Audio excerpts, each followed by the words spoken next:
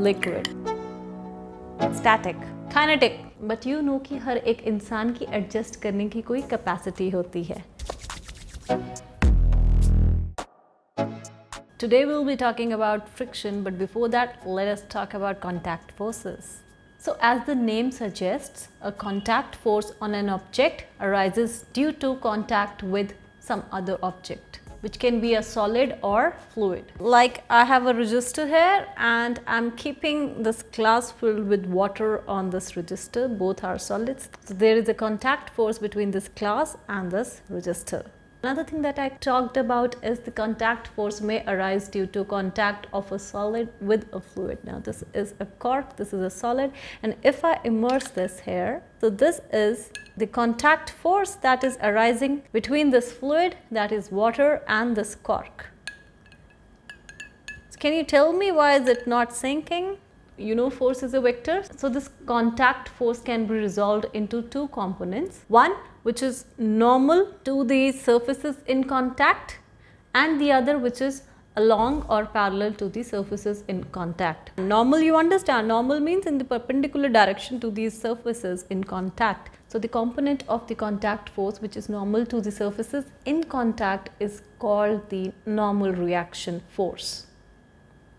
And the component of the contact force which is parallel to the surfaces in contact, this is called the frictional force or the force of friction. This contact force also arises when the solid is in contact with this liquid, like the case shown here. Okay, so this cork is not sinking. There is a certain kind of force which is opposing this thing. You know that the gravitational force is pervasive. It's acting on each and every object, be it the cork, the water, or the glass, or me, or you, or everything that you can see around. Apart from that, let us talk about some other force which is opposing this gravitational force. That's why this cork seems to be not sinking in the water. What is that force? If I try to dip it, I can feel the force. There is something pushing it upwards. Some force that is pushing this cork in the upwards direction. You can do it by yourself. You must have experienced this in your day-to-day life. This is the buoyant force. So this is the buoyant force. Now if you draw a free body diagram of this cork which was dipped in this water, what are the various kinds of forces that are acting on this cork? First one is the gravitational pull of the earth. This cork is having some mass, say m, and mg will be the gravitational force that will be acting. Now the next thing is the upwards force, the upthrust that is caused by the buoyant force. The force opposite in direction to the gravitational pull. It seems to be having a direction which is opposite to the gravitational pull, that is, it is acting in the upwards direction. Its magnitude is rho gv. The buoyant force is equal to rho gv, where rho is the density of the fluid or the water in this case in which that particular object is immersed. This cork is currently immersed in this water, the present case. So this rho will be the density of water. If it is honey or some other liquid in which I immerse this object, then the density will be of that liquid in which it is immersed. This thing is clear. Now g is the acceleration due to gravity. You know this? Acceleration due to gravity. And v is the volume of the liquid which is displaced by this cork. You can see that when I dip this cork into this water, this cork has taken some volume, and the volume of the liquid that this cork is displacing, the part of the cork that is completely lying within the water, you can see this is the amount. That much volume of water is displaced by this cork. इसकी जगह बनाने के लिए पानी को थोड़ी सी जगह देनी पड़ी. And you also know that density is mass per unit volume. So what does that mean? This buoyant force is actually rho gv. Now density in this case is the density of the liquid, which means that if you simplify the things, this will be the mass of the liquid divided by the volume of the liquid.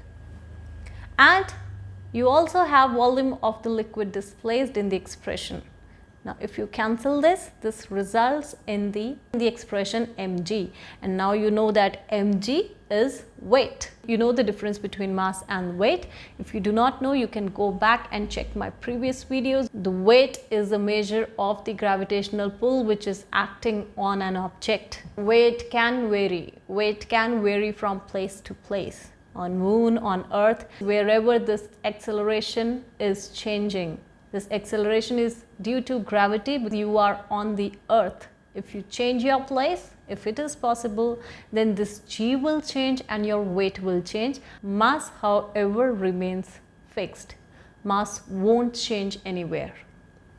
That was about the buoyant force. So finally you conclude that this buoyant force is an upward thrust that is equal to the weight of the fluid displaced. Its magnitude is equal to the weight of the fluid displaced. Apart from this, viscous force and air resistance are also some of the examples of contact forces. But in this video we will be concentrating mainly upon the force of friction. So let us stick to the topic. Sorry, I'm bringing this resistor again and again. So when I keep some solid object on a solid surface, so what are the forces that are acting here? Draw the free body diagram of this glass and this resistor.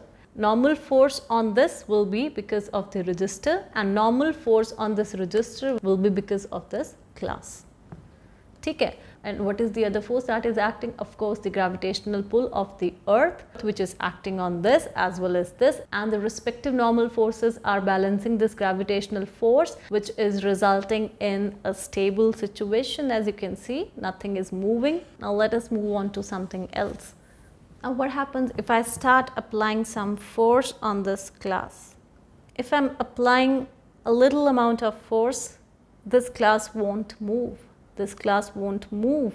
But I can feel that I am applying some amount of force. However, it is small in magnitude, but still nothing is working. This glass is not ready to move. If I start to increase this force, again this is not moving. I'm increasing the force by small amounts. So what is that thing that is opposing the motion of this glass with respect to this resistor? What is that force which is opposing this? जिसके बारे में हम बात कर रहे हैं. But now you apply a sufficient amount of force, then I can see that this glass is moving. That was all for today. I hope you liked my video. I'll be back with my next video. Till that time, do not forget to take really good care of yourselves. Bye bye.